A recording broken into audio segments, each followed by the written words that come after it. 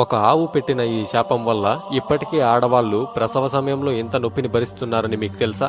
పూర్వం ఒక ఊరిలో ఒక రైతు దగ్గర ఆవు ఒకటి ఉండేది. ఆ ఆవు ప్రతిరోజు చాలా ఎక్కువగా పాలిచ్చేది. అందువల్ల రైతు ఆవును ఎంతో ప్రేమగా చూసుకునేవాడు. కానీ ఒకరోజు అనుకోకుండా ఆ ఆవు పాలివ్వడం మానేసింది. ఆవు పాలివ్వకపోయేసరికి కోపంతో ఆ రైతు ఆవును తన ఇంటి నుండి బయటకు తరిమేశాడు.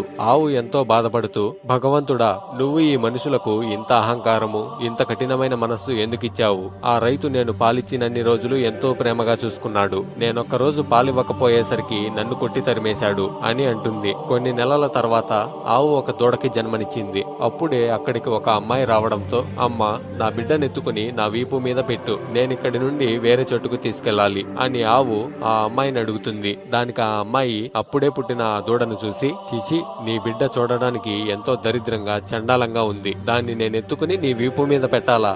ఆ దరిద్రాన్ని నేను ముట్టుకోను అని అవమానిస్తుంది. ప్రసవ సమయంలో నేను ఎంతో నొప్పిని భరించి అలిసిపోయి నీ సహాయం కోరాను, కానీ నువ్వు నా బిడ్డను నన్ను అవమానించావు. నీకు ప్రసవ సమయంలో పడిన బాధ గురించి తెలియదు కదా? ఇక నుండి ప్రసవ సమయంలో నేను పడిన బాధ కన్నా 100 రెట్లు ఎక్కువ బాధను మీరు అనుభవిస్తారు. అలాగే మీ పిల్లలు పుట్టకతోనే నడవలేరు, కానీ మాకు పుట్టిన దూడలు పుట్టిన వెంటనే నడవగలుగుతాయి అని ఆవు ఆ అమ్మాయిని శపించింది. ఓం నమో నారాయణాయ అని కామెంట్ చేసి ఛానల్ కి సబ్స్క్రైబ్ చేసుకోండి.